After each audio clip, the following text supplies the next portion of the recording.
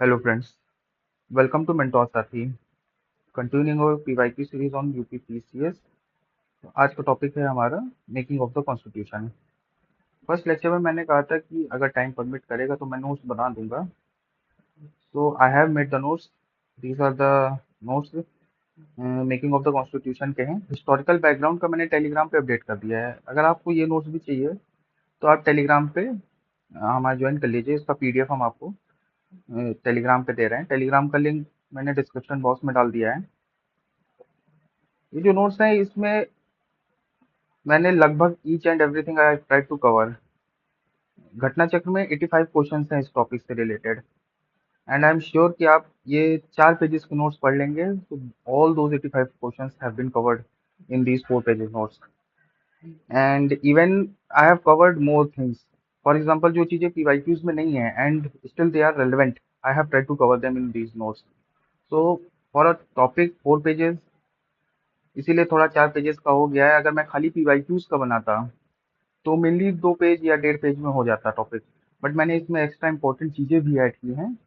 That's why जो है ये थोड़ा 4 पेजेस में नोट्स गया है। So without wasting your time let's begin our lecture. So पहला चीज टॉपिक है डिमांड फॉर द कॉन्स्टिट्यूशन। इससे रिलेटेड 2 क्वेश्चन आए हैं। सो 1934 में फर्स्ट टाइम क्या हुआ कि M N Roy ji was the first person जिन्होंने कहा कि एक फ्री इंडिया के लिए कॉन्स्टिट्यूशन होना चाहिए। एंड सेम अगर पार्टी की बात की जाए तो Swaraj party was the first party जिन्होंने फॉर्मली डिमांड किया कि हाँ एक इंडिया के लिए एक कॉन्स्टिट्यूशन होना चाहिए। अगर बात करें इंडियन नेशनल कांग्रेस की तो 1935 में दे हैव डिमांडेड। इसमें कुछ ज्यादा समझाने जैसा कुछ है नहीं। These are the facts and आपको ये ईयर के साथ याद होने चाहिए। पीवाईक्यूज में ईयर्स के साथ पूछा, जैसे M N Roy 1934, in Indian National Congress ने 1935 जस्ट एक साल बाद किया था। एंड नेहरू जी ने डिक्लेयर किया था on the behalf of Congress 1938 में constitution for free India must be framed. अब जब कॉन्स्टिट्यूशन की डिमांड्स उठने लगी तो उस पर ब्रिटिशर्स का क्या रिएक्शन था। ब्रिटिशर्स ने सीधे सीधे 1940 में जो है ये डिमांड एक्सेप्ट की कि हाँ इंडिया को हमें कॉन्स्टिट्यूशन बना के देंगे। 1940 was the time period of World War two. World War two चल रहा था तो ब्रिटिशर्स उसमें इंगेज थे। तो वे वो चाहते थे कि जो है हमको इंडिया का ज्यादा से ज्यादा सपोर्ट मिले। तो उन्होंने डिमांड एक्सेप्ट कर लिया है and they called this principle as August offer. ये अगस्त ऑफर का नाम किसने सजेस्ट किया था, उस टाइम के वाइसरॉय थे लॉर्ड लिलिंथगो। अब जब ऑफर एक्सेप्ट कर लिया कॉन्स्टिट्यूशन बना के देना है तो उन्होंने एक कमीशन को जो है 1942 में इंडिया भेजा, क्रिप्स मिशन। क्रिप्स मिशन को इंडिया भेजा और उन्होंने कहा कि जब वर्ल्ड वॉर खत्म हो जाएगा उसके बाद हम आपका कॉन्स्टिट्यूशन आपको बना के देंगे, या फिर हम बना देंगे आप उसको उसके बाद अडॉप्ट करिएगा, लाइक दैट। ये हम मॉडर्न हिस्ट्री में कवर करेंगे क्रिप्स मिशन को। कैबिनेट मिशन प्लान हम इसी में कवर करेंगे क्योंकि इससे related constituent assembly and interim government इसी के पार्ट थे। तो ये क्रिप्स मिशन जो आया था ये रिजेक्ट कर दिया जाता है। मुस्लिम लीग इसको ये कहकर रिजेक्ट कर देती है कि हमें तो 2 कॉन्स्टिट्यूएंट असेंबली चाहिए, 2 ऑटोनॉमस स्टेट चाहिए, एक इंडिया एक पाकिस्तान। तो क्रिप्स मिशन फेल कर जाता है। सो फाइनली 1946 में कैबिनेट मिशन प्लान आता है। तो कैबिनेट मिशन प्लान 3 लोग हेड कर रहे थे, स्टफर्ड क्रिप्स, पैथिक लॉरेंस, एवी अलेक्जेंडर। ये तीनों नाम आपको याद होने चाहिए। स्टफर्ड क्रिप्स वही क्रिप्स मिशन वाले, एक बार तो इंडिया ये घूम चुके थे, दोबारा फिर आए थे। पैथिक लॉरेंस उस टाइम के state of secretary of state थे एंड एवी अलेक्जेंडर नेवी के मेंबर थे, ब्रिटेन नेवी के। तो कैबिनेट मिशन प्लान मार्च में आता है एंड मई में अपनी कुछ रिकमेंडेशन देता है। वो क्या रिकमेंडेशन होती हैं हम देख लेते हैं।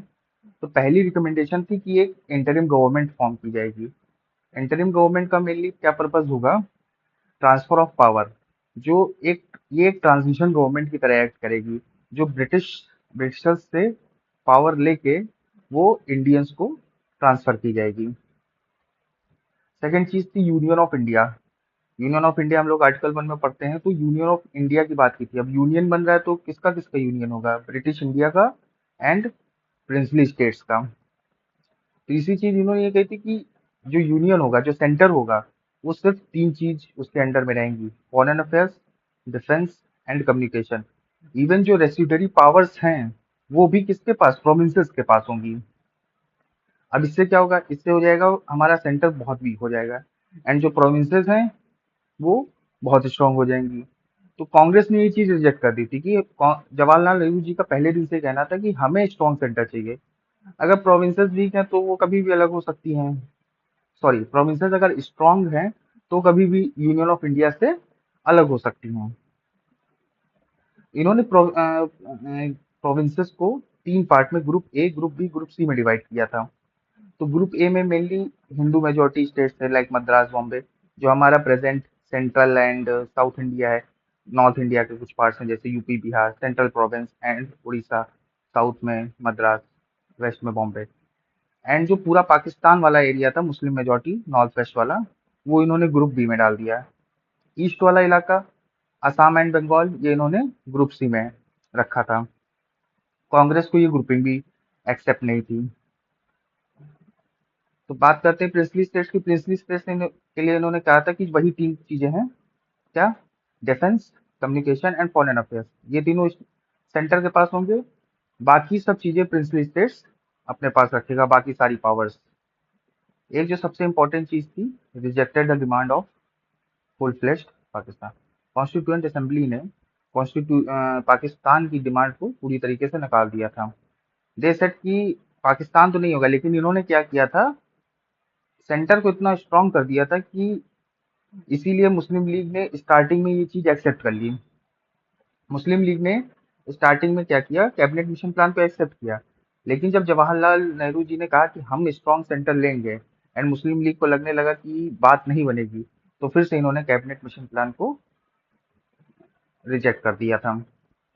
कांग्रेस ने भी स्टार्टिंग में प्लान एक्सेप्ट किया और कॉन्स्टिट्यूएंट असेंबली बनाने को मान गए, लेकिन इन्होंने यही weak centre and strong provinces वाली बात को इन्होंने रिजेक्ट किया, एंड जो वो थ्री डिविजन्स किए थे प्रोविंसेस के, उसको भी इन्होंने रिजेक्ट कर दिया था। बात करते हैं कॉन्स्टिट्यूएंट असेंबली की। तो अब तक हम लोगों ने दो चीजें देखी हैं, कैबिनेट मिशन प्लान देखा है and demand for constituent assembly देखा है। तो इन दोनों के हम पीवाईक्यूज पहले देख लेते हैं। So demand of the constitution में देखिए क्वेश्चन आया हुआ है, यूपी पीसीएस जीआईसी 2017 का है। Who in the beginning presented the idea of Indian Constituent Assembly pre-independence India? Pre-independence India, इन्होंने देखे यहाँ persons का पूछा है, तो M N Roy was the first person. Who gave the idea of Constituent Assembly firstly for the formation of Constitution of India? अब यहाँ पे देखिए पार्टीज है, तो Swaraj party was the first party जिन्होंने फॉर्मली कहा था कि हाँ कॉन्स्टिट्यूशन होना चाहिए।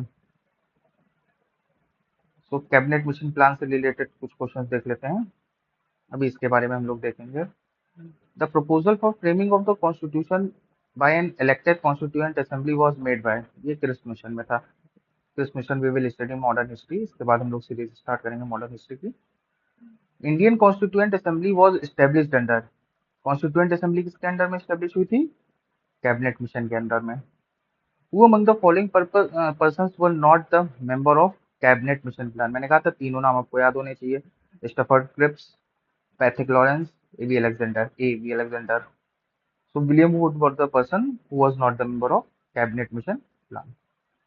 तो बात करते हैं कॉन्स्टिट्यूएंट असेंबली की, पहले कॉन्स्टिट्यूएंट असेंबली को थोड़ा देख लेते हैं।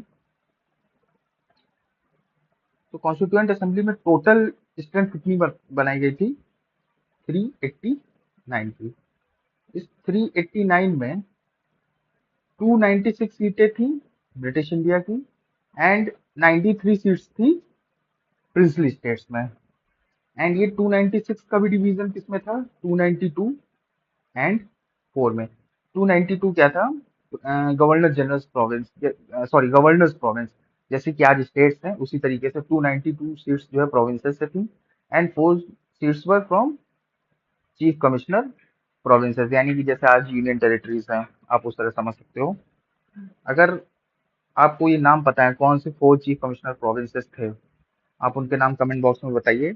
एंड 11 गवर्नर्स प्रोविंस उस टाइप कौन कौन सी थी, उनके नाम भी आप अगर आपको पता है तो you can put it in the comment box. अब देखिए सीट का एलोकेशन किस बेसिस पे हुआ था। फॉर एग्जांपल हम ले लेते हैं बंगाल, मान लीजिए बंगाल है, तो बंगाल में अगर 40% मुस्लिम है, तो यहाँ बंगाल की टोटल सीट्स में से 40% सीट्स किसके लिए रिजर्व होंगी? मुस्लिम्स के लिए। एंड 10% सिख हैं, तो 10% सीट्स किसके लिए रिजर्व होंगी? सिख के लिए होंगी। अब बची कितनी? 50% सीट्स, तो ये 50% सीट्स जनरल में जाएंगी। तो सीट्स का डिवीजन कुछ इस तरीके से हुआ था, मुस्लिम, सिख एंड जनरल। तो प्रपोर्शन ऑफ दियर पॉपुलेशन के बेसिस में, अगर यहाँ पे 40% पॉपुलेशन मुस्लिम की है तो 40% सीट्स जाएंगी मुस्लिम्स को, 10% सिख है तो 10% सीट जाएंगी सिख को। एंड सबसे इम्पोर्टेंट चीज ये थी कि हर 10 लाख की पॉपुलेशन पे कॉन्स्टिट्यूएंट असेंबली में एक सीट थी। जो पॉपुलेशन के बेसिस पे डिवाइड कर रहे थे, तो रफली इन्होंने 10 लाख पे एक कॉन्स्टिट्यूएंट असेंबली में सीट इन्होंने रखी थी। Constituent assembly members were elected by the members of the provincial assemblies. अब जनवरी 46 में इलेक्शंस हो चुके थे। जनवरी 46 में इलेक्शंस हो चुके थे प्रोविंसेस के। तो जितने भी प्रोविंशियल असेंबलीज थी, उन्होंने ही इलेक्ट किया था कॉन्स्टिट्यूएंट असेंबली के मेंबर्स को।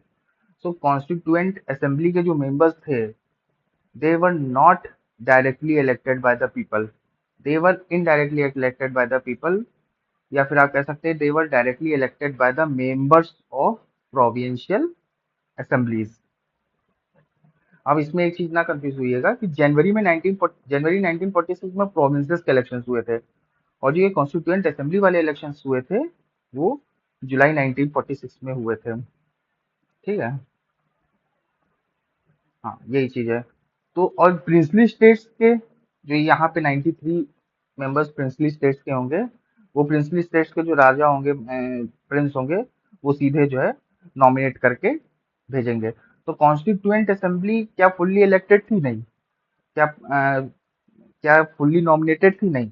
It was partly elected and partly nominated. Elected कौन सी? जितने ब्रिटिश इंडिया के थे, वो प्रोविंशियल गवर्नमेंट्स प्रोविंशियल असेंबलीज के थ्रू इलेक्ट होके आ रही थी, और नॉमिनेटेड जो भी प्रिंसली स्टेट्स थे, वहां से नॉमिनेशन होके आ रहा था। कॉन्स्टिट्यूएंट असेंबली का जुलाई 1946 में इलेक्शन हुआ था। बिगनिंग में क्या हुआ, कॉन्स्टिट्यूएंट असेंबली इलेक्ट होके आई, बन गई। जब इसकी मीटिंग होना स्टार्ट हुई, तो स्टार्टिंग के 2 मीटिंग्स प्रिंसली स्टेट्स ने अटेंड नहीं की। अगर working of the constituent assembly में देखें तो 3 प्लेयर्स हैं एक हिसाब से, Congress, princely states and Muslim league. तो पहली मीटिंग कॉन्स्टिट्यूएंट असेंबली की कब होती है? 9 दिसंबर 1946। अब यहाँ पे आपको 3 डेट्स याद रखनी है, दिसंबर 9 दिसंबर, 11 दिसंबर एंड 13 दिसंबर। ये 9 लाइन से यहाँ पे जो है कुछ हो रहा था। क्या हो रहा था अभी हम आगे डिस्कस करते हैं। तो कॉन्स्टिट्यूट इससे पहले एक चीज और देख लीजिए, कॉन्स्टिट्यूएंट असेंबली में वुमेन्स ने कितनी सीट्स ली थी? 15। टोटल सीट्स कितनी थी? 389। 389 सीट्स में से वुमेन कितनी सीट्स पे थी? 15। ये एग्जैक्ट पीवाईक्यू में पूछा हुआ क्वेश्चन है। 9 दिसंबर को कॉन्स्टिट्यूएंट असेंबली की पहली मीटिंग होती है, एंड प्रेसिडेंट कौन हुए? Doctor Sachchidanand Sinha. He was the oldest member. So हमने फ्रेंच प्रैक्टिस फॉलो करते हुए डॉक्टर सच्चिदानंद सिन्हा को सीधे क्या बताया? प्रेसिडेंट बना दिया। 2 दिन बाद 11 दिसंबर 1946 को डॉक्टर राजेंद्र प्रसाद परमानेंट या फिर परमानेंट प्रेसिडेंट इलेक्ट किए जाते हैं, एंड 2 वाइस प्रेसिडेंट इलेक्ट किए जाते हैं, S C Mukherjee and VT Krishnamachari. 13 दिसंबर को क्या हुआ था? जवाहरलाल नेहरू जी ने ऑब्जेक्टिव रेजोल्यूशन पास किया था। यही ऑब्जेक्टिव रेजोल्यूशन आगे चल के क्या बनता है? प्रियम्बल बनता है। पास इन्होंने किया। अब बात करते हैं रेजोल्यूशन की। तो resolution was unanimously adopted by the assembly on January 22, 1947। जनवरी 22, 1947 को जाके रेजोल्यूशन अडॉप्ट कर लिया गया था। कॉन्स्टिट्यूएंट असेंबली में टोटल कितनी कमिटीज बनी थी? 22 कमिटीज बनी थी। अब वो कमिटीज को कौन कौन हेड कर रहा था, ये एक बार हम देख लेते हैं। जवाहरलाल नेहरू जी के अंडर में लगभग 3 कमिटी थी, union power committee, union constitution committee and states committee. ये 3 कमिटीज जो जवाहरलाल नेहरू जी के अंडर में थी, यूनियन वाली and states committee, to negotiate among the states. Doctor Rajendra Prasad ji के अंडर में कौन कौन सी थी? Rules and procedure committee, steering committee, finance and staff committee and ad hoc flag committee. Flag committee के बारे में पीवाईक्यू है। जो फ्लैग कमिटी थी उसको हेड कौन कर रहे थे? डॉक्टर राजेंद्र प्रसाद जी। सरदार पटेल जी के अंडर में कौन सी थी? प्रोविंसेस। आपको अगर मालूम हो तो प्रिंसली स्टेट्स को इंडिया में यूनाइट करने के लिए, इंटीग्रेट करने के लिए सबसे बड़ा रोल किसका है? सरदार जी का है। तो प्रोविंशियल कॉन्स्टिट्यूएंट कमेटी किसकी थी? सरदार सरदार जी के अंडर में थी। Advisory committee on fundamental rights, minorities, tribal and excluded areas, ये भी सरदार जी के अंडर में थी। ड्राफ्टिंग कमिटी सबसे इंपॉर्टेंट कमिटी है, इस पर बहुत क्वेश्चन आए हैं। ये किसके अंडर में थी? बी आर अम्बेडकर जी के अंडर में थी। ड्राफ्टिंग कमिटी में टोटल मेंबर्स कितने थे? 7 मेंबर्स थे। एक बार इनके नाम रीड कर लीजिएगा 7 मेंबर्स के, याद करने की जरूरत नहीं है, ऑप्शंस में आएगा, आप एलिमिनेट कर ले जाओगे बस एक बार अगर आपने देख रखा है तो। एंड ये फॉर्म कब हुई थी? 29 अगस्त 1947।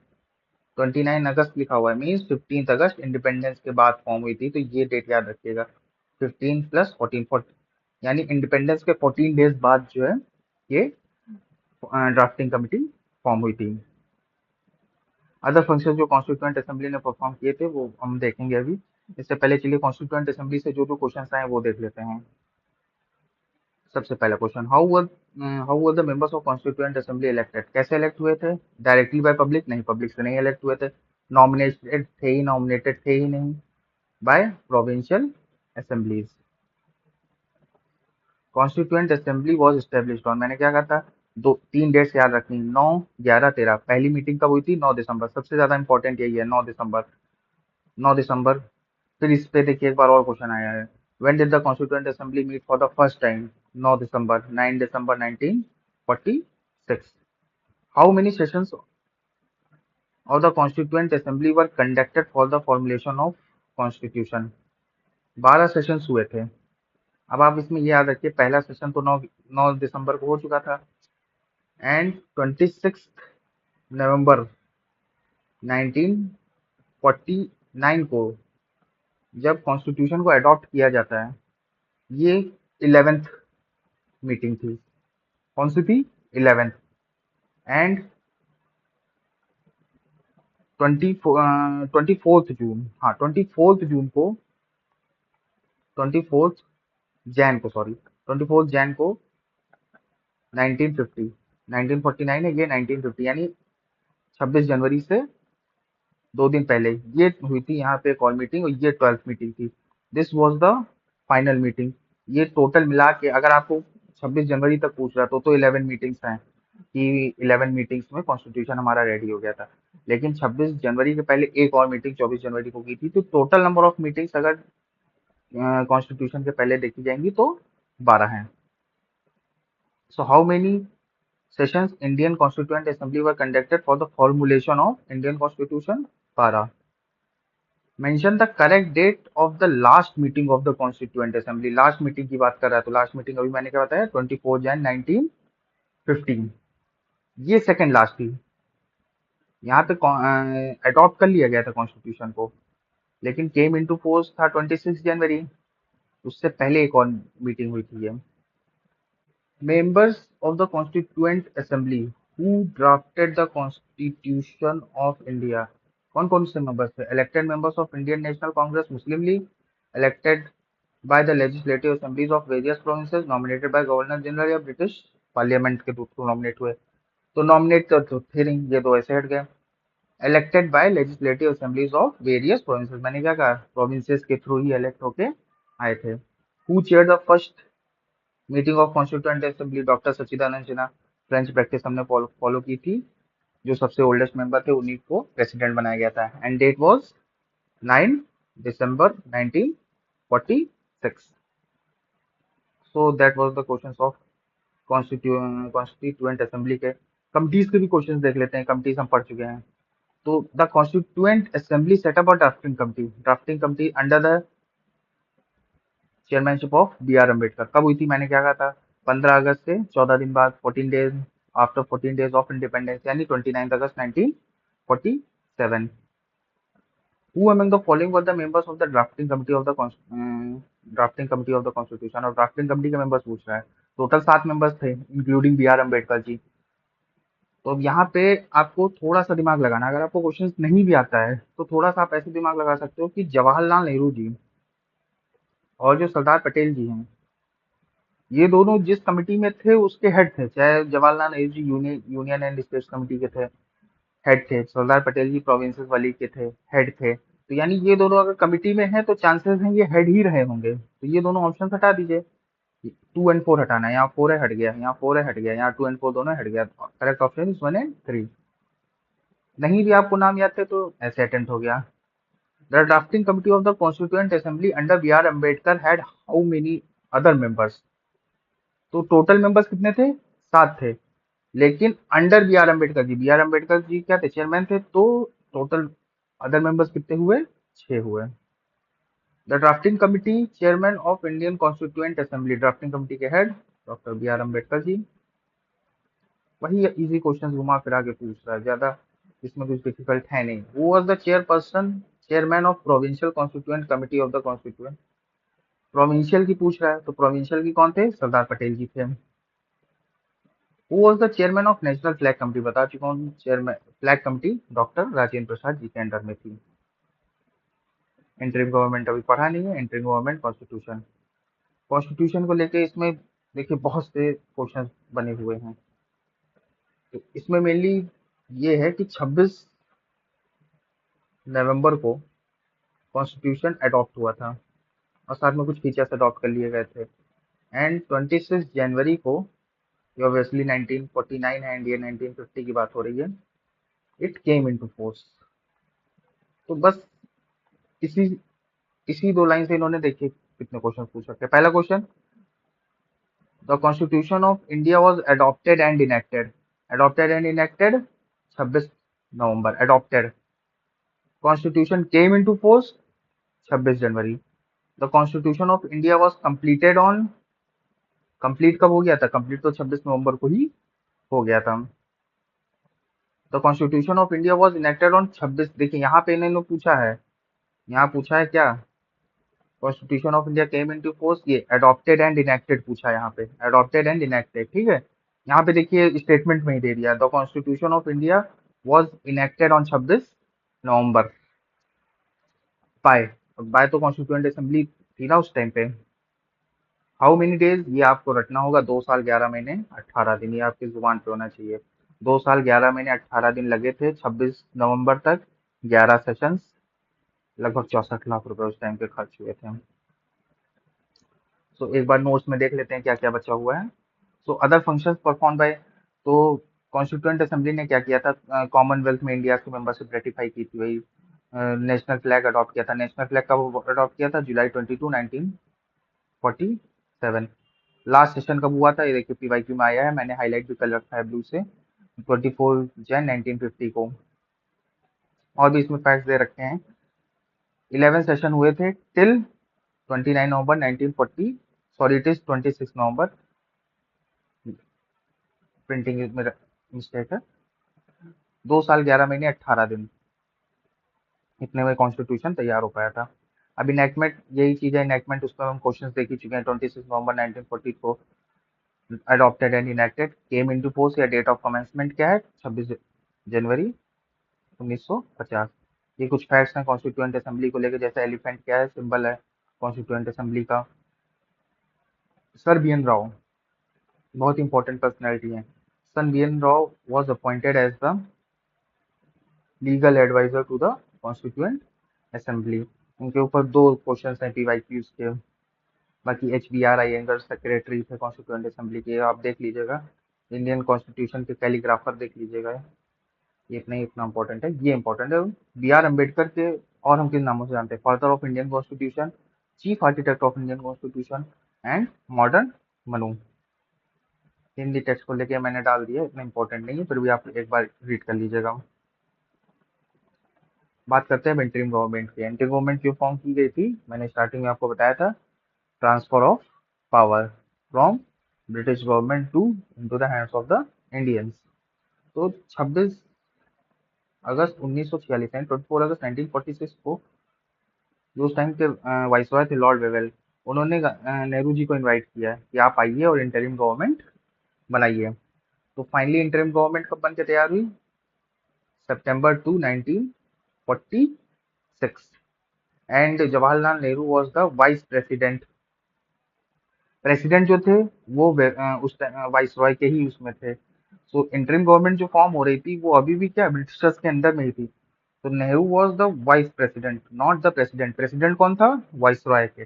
जो भी वाइस रॉय होंगे वो प्रेसिडेंट होंगे। तो इंटरिम गवर्नमेंट में टोटल कितने मेंबर्स थे? 14 थे। इन 14 में से आपको एक बार सारे लगभग देखने होंगे। मुस्लिम लीग ने स्टार्टिंग में जो है नहीं ज्वाइन किया था, लेकिन अक्टूबर 1946 में 5 मेंबर्स मुस्लिम लीग के ज्वाइन करते हैं इंटरिम गवर्नमेंट को। लियाकत अली खान इनको फाइनेंस मिला था। एंड लियाकत अली खान एंड कांग्रेस के बीच में काफ़ी चीज़ें जो है नहीं समझौता हो पाया था। दैट्स वाई आगे चल के तो खैर 1947 में इंडिया इंडिपेंडेंट ही हो जाता है एंड पाकिस्तान बन जाता है। तो बाकी के यहाँ के जो पांच मुस्लिम लीग के मेंबर्स थे वो पाकिस्तान में चले जाते हैं एंड उनको जो है यहाँ के 5 अदर मेंबर्स रिप्लेस कर देते हैं। तो टॉपिक तो खत्म हो गया, बाकी के कुछ मिसलेनियस क्वेश्चन हम लोग देख लेते हैं। इंटरिम गवर्नमेंट का देखिए, फर्स्ट इंटरिम गवर्नमेंट अनाउंस कब हुई थी भाई? 24 अगस्त 1946 में अनाउंस हुई थी एंड 2 सितंबर को फॉर्म हुई थी। Interim government form in 1946। Vice president कौन बने थे? जवाहरलाल नेहरू जी। वही आगे चल के प्राइम मिनिस्टर बनते हैं। क्वेश्चंस हमने ऊपर के सारे डिस्कस कर लिए हैं। Yes, we have discussed all the questions अब। एंड लास्ट मिसलेनियस क्वेश्चंस कुछ देख लेते हैं हम। मिसलेनियस क्वेश्चंस में first draft B N Rao ji पे मैंने कहा था 2 क्वेश्चंस हैं। तो first draft of the constitution prepared by B N Rao ji. And B N Rao ji का एक और क्वेश्चन है, constitutional adviser at the time of the formation of constitution. Who among the following advised that Indian National Congress should be disbanded as a political party? Gandhi ji ने कहा था कि कांग्रेस का काम था, जो कांग्रेस पार्टी बनी थी उसका मेन काम था इंडिया को इंडिपेंडेंस दिलाना है। इंडिया आजाद हो गया है तो इसका काम अब क्या हो गया? खत्म हो गया, तो इसको डिसबैंड कर देनी चाहिए। बट खैर,